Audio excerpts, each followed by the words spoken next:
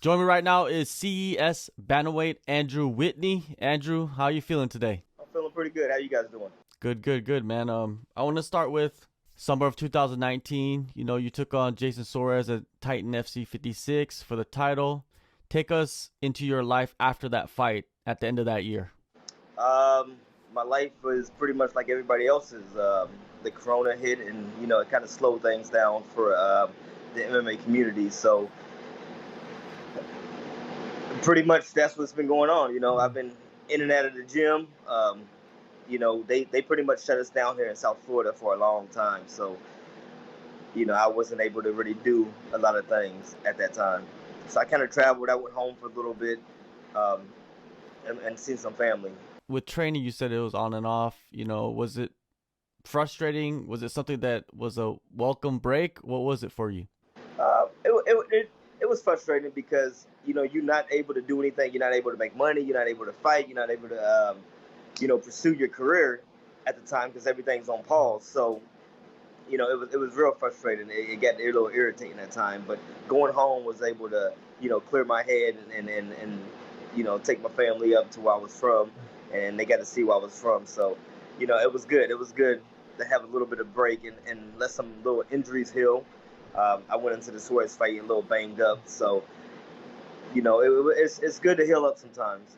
When did you actually get into full-time training? Probably about 4 or 5 months ago. I actually took a fight in December, and the guy's medicals. I was able to get back in the cage. So I did a whole training camp in December, and the guy wasn't able to get his medicals done. So at the fighters' meeting, they pulled my fight. But so, yeah, I did a training camp then. I kind of stayed in the gym, and here we are right now. So before you got back into the gym, so were you training in garages and secret locations like everybody else was? Yeah, I have a whole gym set up in my garage. So I stayed in decent shape. Maybe not doing too much jiu-jitsu or striking. I do have a in-house boxing coach that I work with. He's able to come over and help me out a little bit. But for the most part, his gym shut down, so he did his whole garage into a gym too. So we just call it our secret lab, and that's where all the little secret recipes go. For sure. So developing your hands a little bit more. How has that been? It's good. My hands are always pretty good.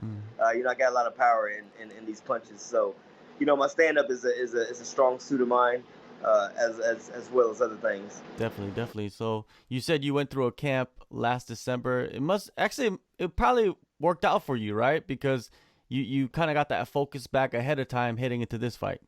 Absolutely. All right, so now this fight coming up, you're the main event. How did you hook up with CES? I seen that they needed some fighters, man. I was ready to get going.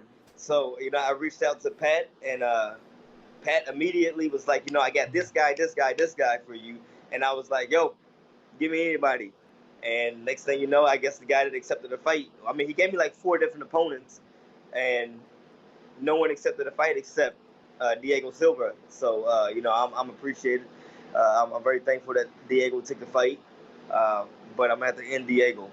I'm going to have to end his life that night. For sure. That's the mentality right now. Has Diego been a guy that you've noticed in the past, or is he someone that is new to you, that you just found out when you heard the matchup? Diego is new to me. I don't know too much about Diego. I heard he's pretty scrappy. I heard he kind of bounces back and forth from the States to Brazil and does his training camps in both places. So I don't know too much about him. But I do know a lot about myself, and I know I'm ready to go. After digging in and looking at him, what is your breakdown of his fighting style, his style of fighting? I haven't really did too much. I got to focus on myself right now. Okay. When you focus on other fighters, then you become how would you say, you become a fan of that fighter, and you worry about what he's going to do instead of worrying about what you should be doing. So I just focus on myself. I let my coaches do all the side work and the video film. I do watch a little bit of film just to see how he takes punches, how he reacts to punches, how his eyes look when they do take the punches, see if they break a little bit. I've noticed that to some of my opponents, and I know I hit a lot harder than most of these guys. So if I hit you, then if you show any weaknesses, I'm going to come for it. So, I just let my coaches do that. I watch it maybe a week out from a fight just to be sharp But for the main thing, I let my coaches handle it. Has that gotten you in trouble, you think, in the past? Maybe studying a guy too much, watching them too much, and it got into your head? Yeah, early on in my pro career, I used to watch guys and be like, oh, he's good at this and he's good at that and he's good at that, and forget what I was supposed to be doing as myself.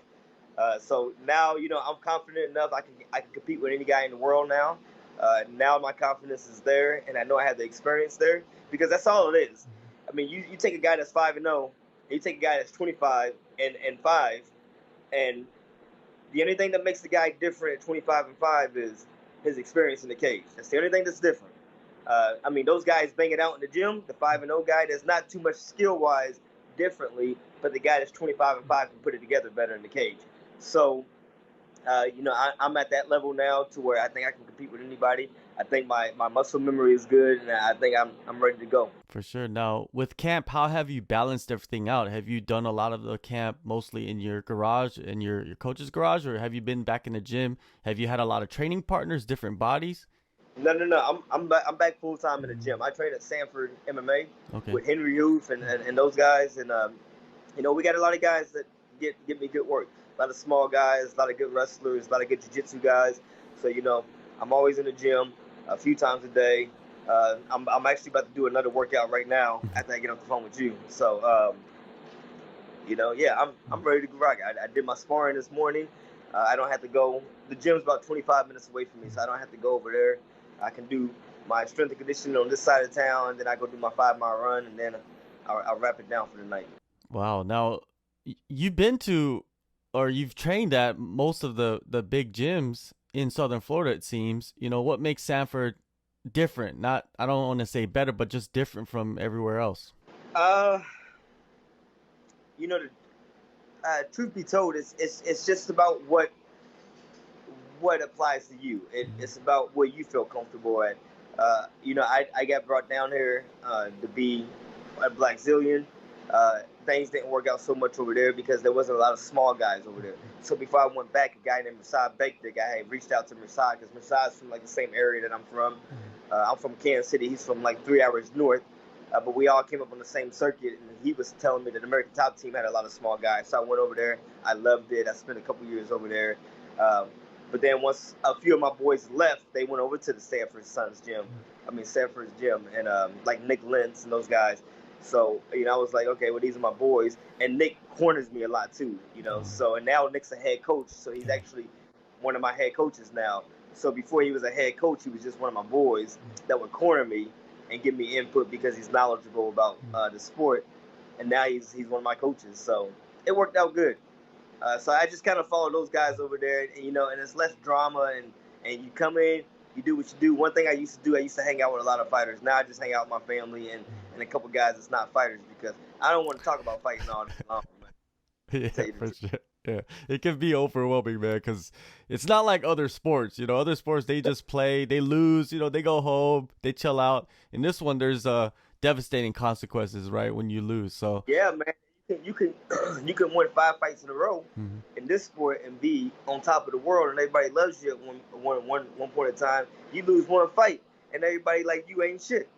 Everybody act like you ain't even nothing. You like they sweep him under the rug. Yeah. So and it plays on fighters' mentalities, man. It really did. It can affect you. It can take you to some dark places because you lose some sponsorships. Now money's getting tight. You ain't getting paid what you need to be getting paid. So there's a lot of things that's frustrating, but you just gotta stay on the grind, man. Stay focused, stay on the grind. For sure, and you talked about Nick Lynch. I've spoken with some of your teammates, and they love him as a coach, man, because he's a guy that has been through the grind, been through the in the trenches with everybody, so he understands the fighters a little bit more.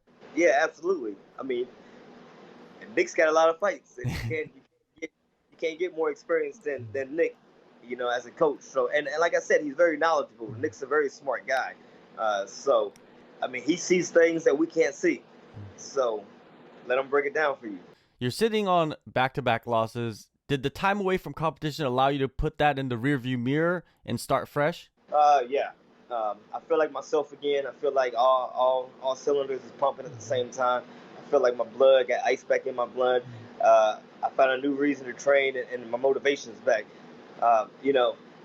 I've actually had a legitimate fight camp for this one. You know, other promotions, they know that I'm tough, and they like, oh, just let me call them up. You know, on 3 weeks notice, on 4 weeks notice. They don't give me no legit. I jumped up weight class to fight Jason Soares to help the promotion out. Uh, but you know, when you help promotions out, they really don't. They don't care too much about you if you lose. You know, so you gotta do what's best for you, and just make sure you're still motivated to fight. I wasn't very motivated my last couple fights to fight. So how do you see yourself returning to the winner's circle? Straight KO, baby. You know how I like to do it. For sure, man. Well, April 30th, CES 62, Orlando, Florida, man. Not too far from where you reside. Get up there, a quick drive, get the knockout, go back, quick drive back home, right? Nah, we're going to get a quick knockout, and then we're going to go to Epcot. I'm going to try to do that beer thing, that beer tour. All right. I ain't drinking all the time. I probably might make it off. I won't make it off the first continent, but I got some family coming in town, so we're gonna do an Airbnb after the fight and do Epcot on Sunday, and then probably stroll over to Busch Gardens because I don't really get to see I don't really get to see Florida much. So we're gonna go and take my family out and get some good old one-on-one family time. Then I'll be right back in the gym when vacation's over. Sounds good, Andrew. Thank you so much, man, for the time, and good luck and all the best. Thank you, guys. Man, thanks for having me. God bless you guys. Stay safe.